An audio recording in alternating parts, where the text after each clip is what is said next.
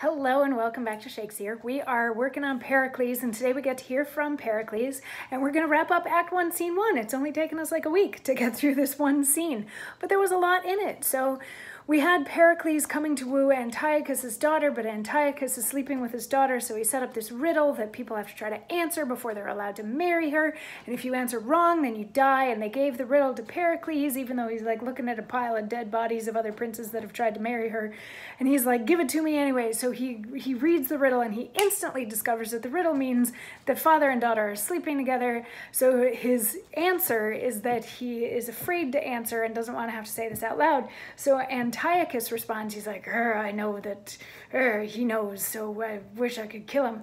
But he can't just flat out kill him, so he says, okay, what you're hinting at in hinting at your answer is really offensive, so I'm going to give you 40 days to figure out what your real answer is, and in the meantime, you're welcome to live here, and we will treat you really nicely, and all of this sort of stuff. And then Antiochus and his whole train leave, and Pericles gets a moment on the stage by himself to say how courtesy would seem to cover sin when what is done is like an hypocrite, the which is good in nothing but in sight. If it be true that I interpret false, then were it certain you were not so bad as with foul incest to abuse your soul, where now you both a father and a son by your untimely claspings with your child, which pleasures fits a husband, not a father, and she an eater of her mother's flesh by the defiling of her parents' bed, and both like serpents are, who, though they feed on sweetest flowers, yet they poison breed.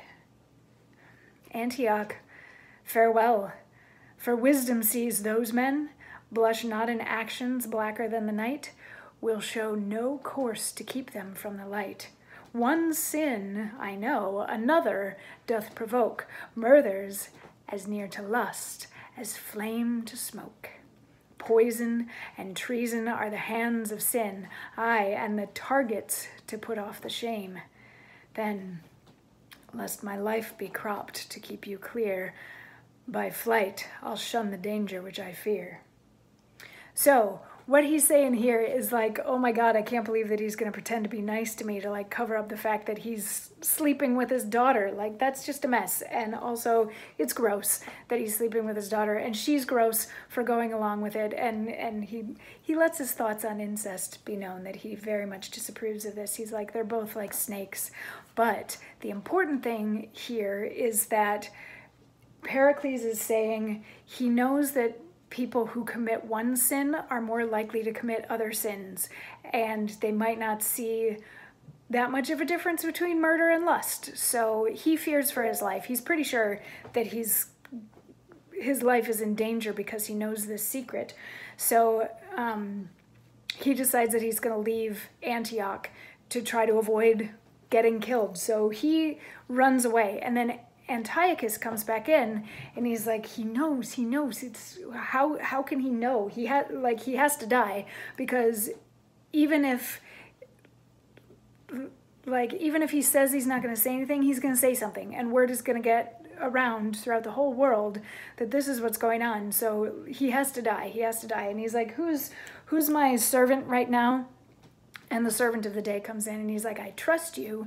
Here's some gold. Here's some poison. Go kill Pericles, and don't ask why. And the guy's like, yep, will do. And then a messenger comes in and is like, Pericles ran away.